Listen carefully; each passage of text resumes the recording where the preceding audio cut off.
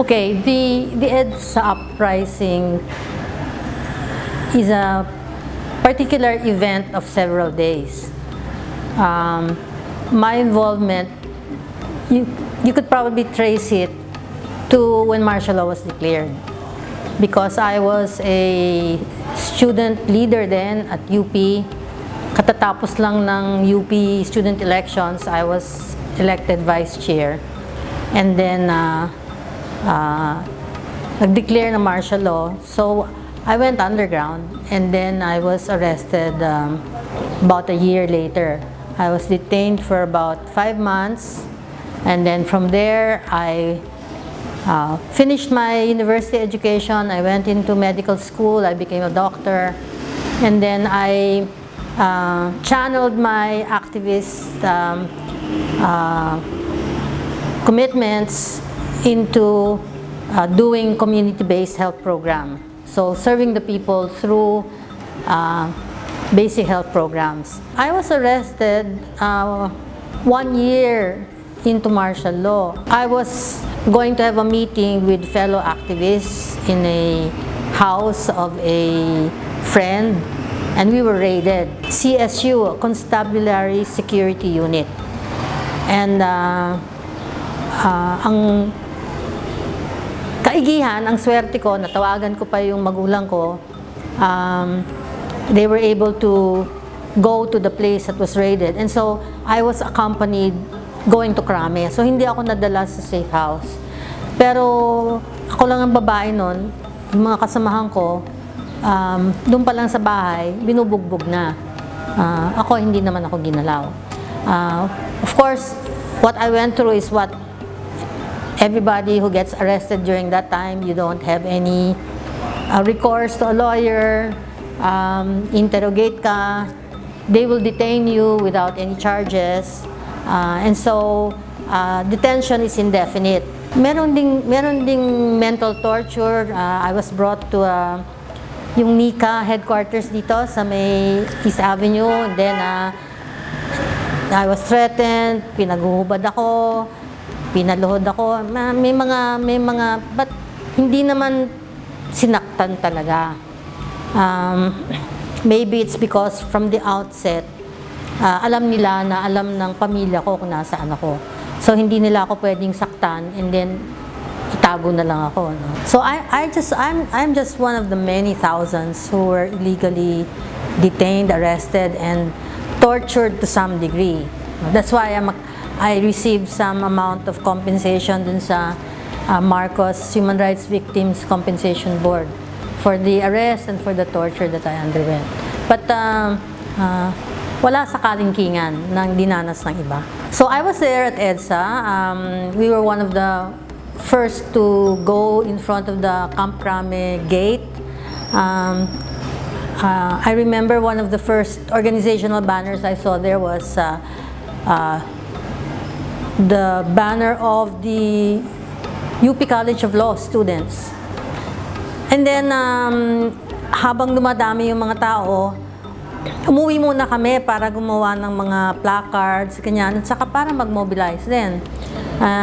Pero nung bumalik na kami sa EDSA, palipad na si Marcos. Of course, bago nung EDSA uprising, di ba nagkaroon ng eleksyon, nagkaroon ng dayaan, question yung pagkapanalo ni Marcos, and then nagkaroon ng mga series of parang civil disobedience actions. Siyempre kasama rin ako doon. Pero yung mismong EDSA, I don't have any picture at EDSA. If you think about it as a distinct event, no? Kumbaga wala ako sa photo op. Yan.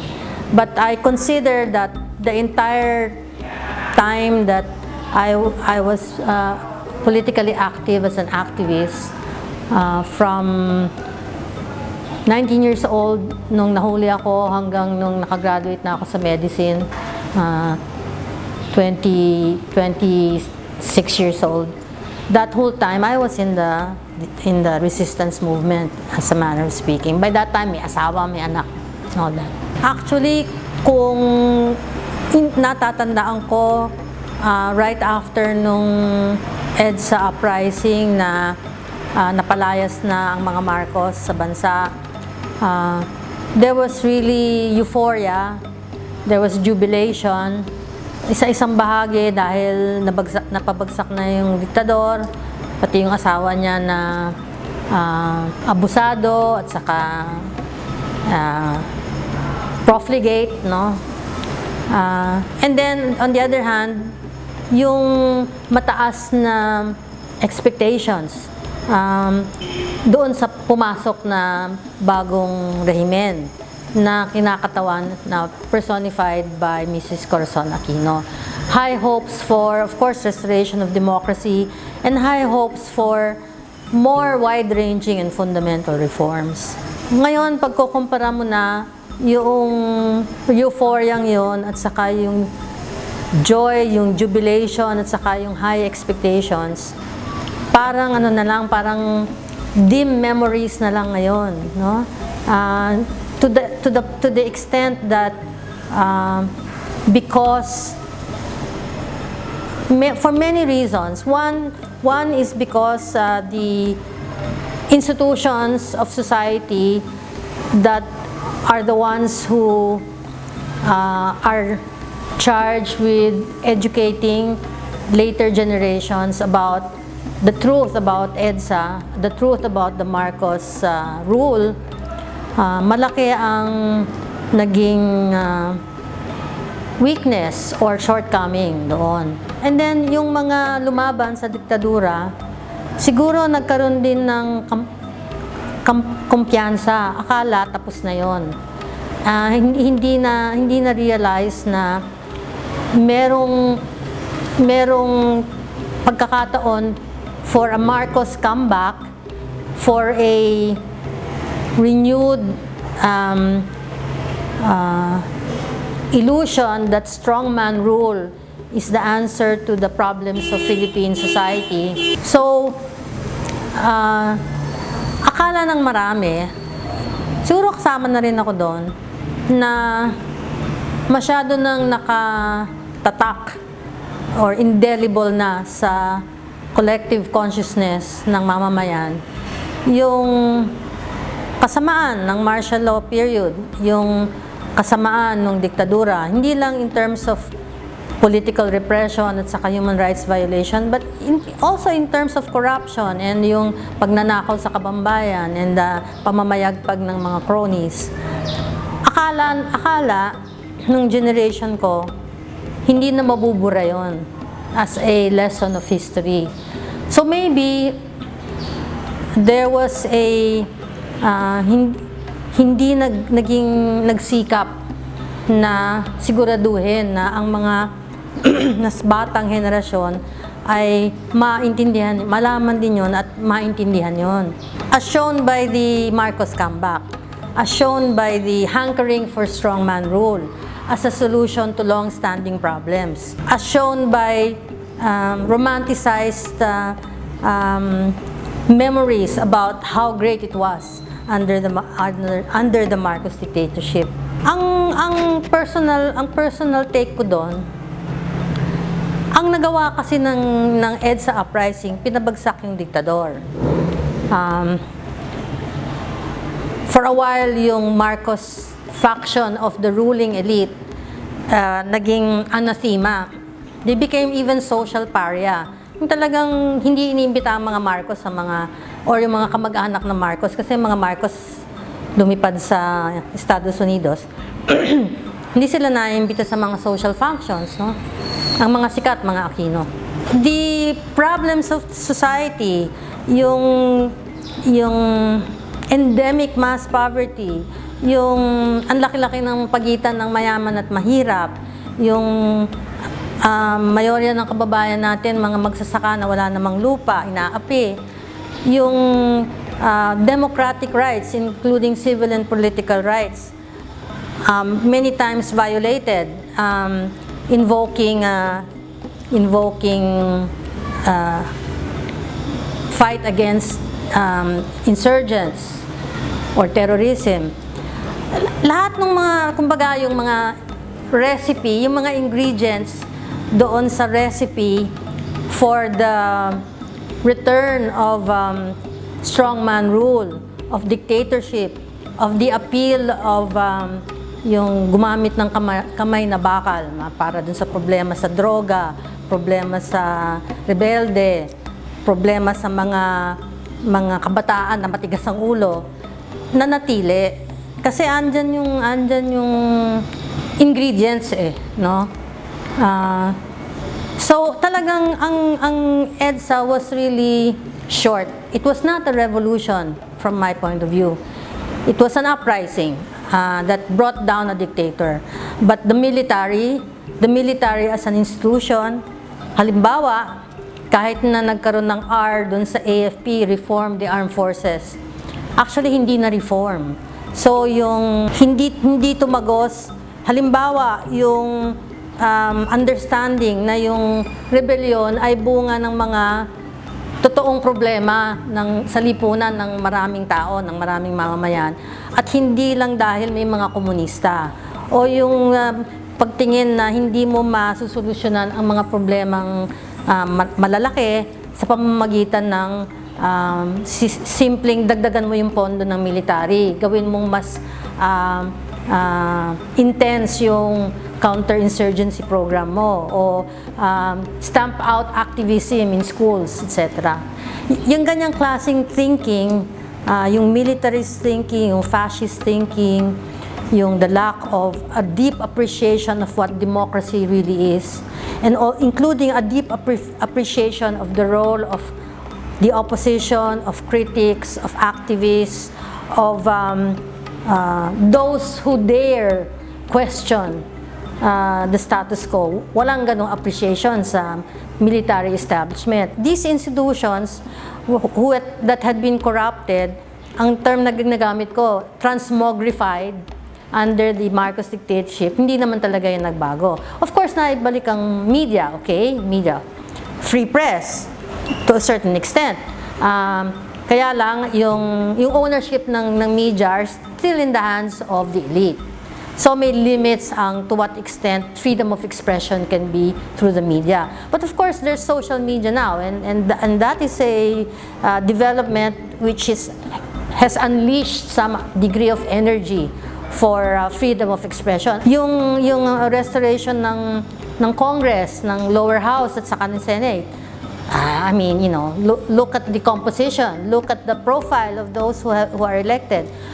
Binalik nga ang eleksyon, sino ang pwedeng tumakbo, sino ang may pera, paano nila minamanipulate yung electorate, vote buying, kung sino ang may pera para sa advertisements, marunong yung pwedeng mag-hire ng PR company, etc. So the democracy as we know it, bago mag-martial law, bago ang Marcos dictatorship, it was an elite democracy that was skewed in favor of those elite, socio-economic, and cultural elite. Nung nag-EDSA, na-restore ang trappings ng elite democracy. Kaya lang, it's not even just binalik mo dun sa bagong nag-martial law. Kasi, halimbawa, ang military now is a force to reckon with. They weigh in. They are a political voice. Kung sino man ang nakaupo, laging iniisip, yung militar ba? Ikukudeta ba ako niyan? Kasi meron ng presidente, yung kay Marcos, na failed kudeta pero nagsama dun sa uprising. Tapos yung kay Erap Estrada na winidraw yung support ng kapulisan at saka ng militar kay Estrada. And so, together with the mass actions, napilitan din bumaba si Estrada. So, merong presidente ng ganyan. So, they are now a force to reckon with. Tapos, socio-economically, yung mga dating mga problema, napaka-backward ng ekonomiya, walang trabaho, ang solusyon, contractualization, wala nang kasiguruhan sa trabaho, at saka syempre yung OFW phenomenon, no? So, lahat ito, kumbaga, kululang ng kuluyan. And this is the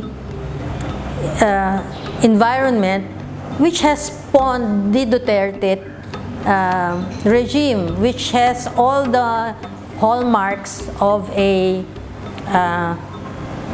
dictatorship in the making.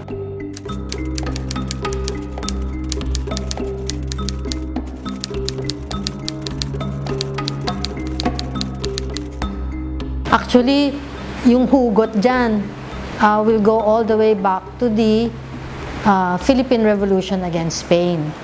Kumbaga, ang mamamayang Pilipino ay may mahabang kasaysayan ng paglaban o pakikibaka laban sa pang-aapi at pagsasamantala.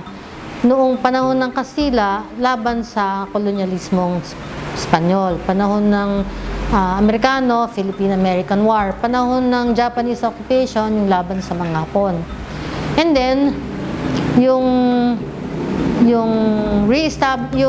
history ng laban ng mga naunang Partido Komunista ng Pilipinas at saka Partido Sosyalista ng Pilipinas, yung pagkaroon ng armadong paglaban dyan, and also yung paglaban sa hanggang kongreso, kasi may mga kongresista na nanalo ng mga progresibo pero tinanggal.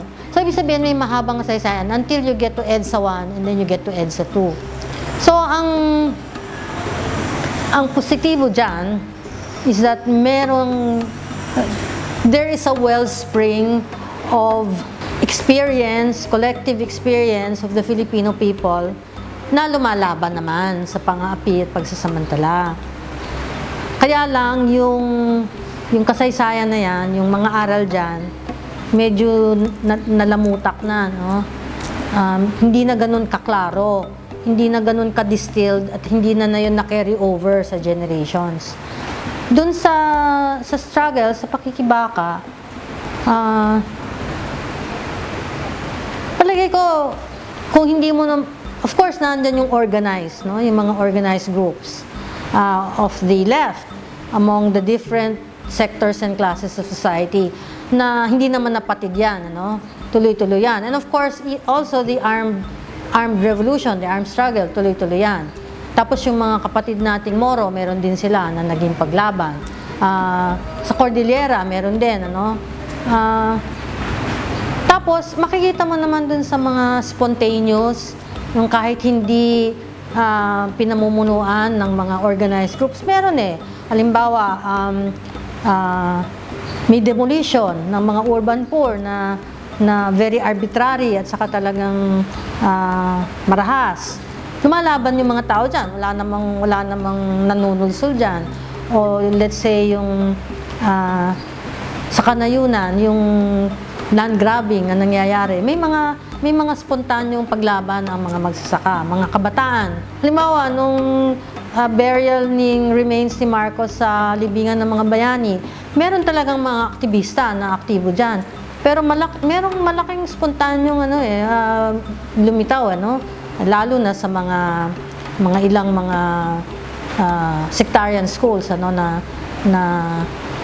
sabi nila, hindi pa namin nakakalimutan, ayaw din namin yan. So, in that sense, nariyan yan.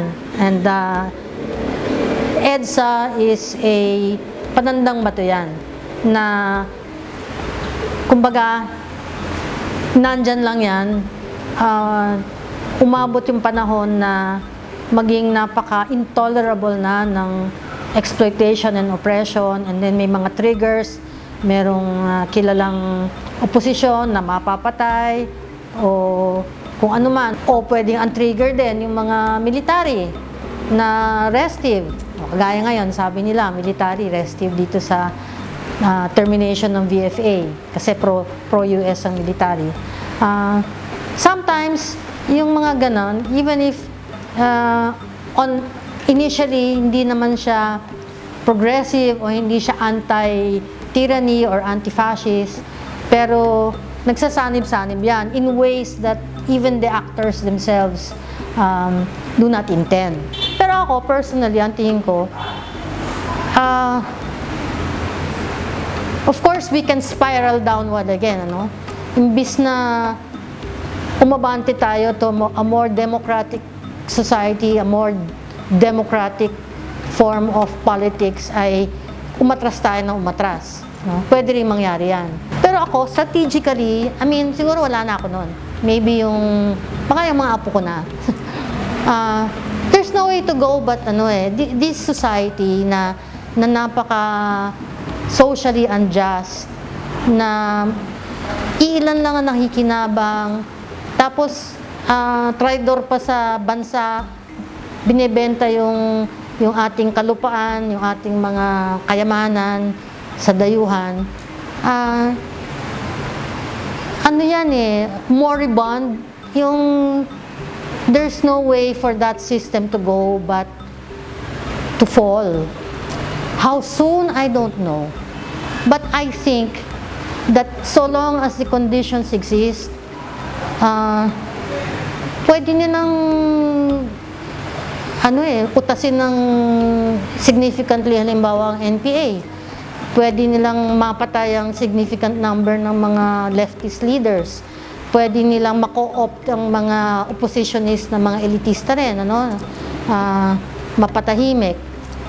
Pero in the end, hindi yan tatahimik. Kasi yung salalayan, yung sinasabi ko na ingredients for unrest, for the impulse and the desire for change, for a better country, for a better life for more Filipinos, nandyan yan, hindi yan nawawala. And then, kung merong action, may reaction. That is a law of nature. And it works even sa realm ng politics and social change. And so, sa Pilipinas, nandyan yung impetus for fundamental change, not just cosmetic change. And then there is the reaction to keep things the way they are. But keeping them the way they are necessitates more exploitation and more oppression, which generates more resistance and more unrest. That is the natural course of things. Ako, hindi nawawala yung aking malalim na optimism na there's no way but for changes to move beyond EDSA, na mas malalim, mas masaklaw, mas merong kabuluhan para sa mas marami nating mga kababayan na talagang sinasabi sa atin, EDSA naman, wala naman nagbago EDSA to, wala rin naman nagbago Pero, ibig ko sabihin, socio-economic conditions are constant and they're getting more and more intolerable. The mix is getting more and more intolerable. So, mamumulat yung mga kababayan natin na walang ibang solusyon o wala silang ibang maaasahan na mag-aahon sa kanila mula sa kumunoy ng kahirapan at kawalan ng hustisya, kawalan ng demokrasya, kundi yung sarili nila. Nakumilos sila. Siguro kung sa-summarize ko, sabihin ko na hindi ko binabaliwala o hindi ko minamaliit yung nangyari dun sa EDSA uprising, EDSA 1. Kasi nagpabagsak ng diktadura na tumagal ng 13 taon. And yet, hindi dapat magkaroon ng ilusyon na sapat na yon. Hindi yon nagbago ng lipunan at saka ng sistema sa isang malalim na paraan. Kailangan pa rin mangyari yun at nangyayari ngayon. At kailangan lahat ng mga kababayan natin na nagnanais, nag-aspire for a better life, a more equitable life, a more peaceful life, and a more progressive life. We just have to contribute to that effort. Kasi kung hindi tayo kikilos, tatagal pa yung sistemang walang kakwenta-kwenta. I am Carol Pagaduan-Araullo, former student activist, but still a social and political activist today. I am the chairperson of Bagong Alyansang Makabayan, or Bayan, a national democratic alliance of different sectors and classes in our society. I also am a physician by training, but I'm more in public health. Kasi ang sakit ng bayan ang mas interest ko. So, yeah, I guess now you know.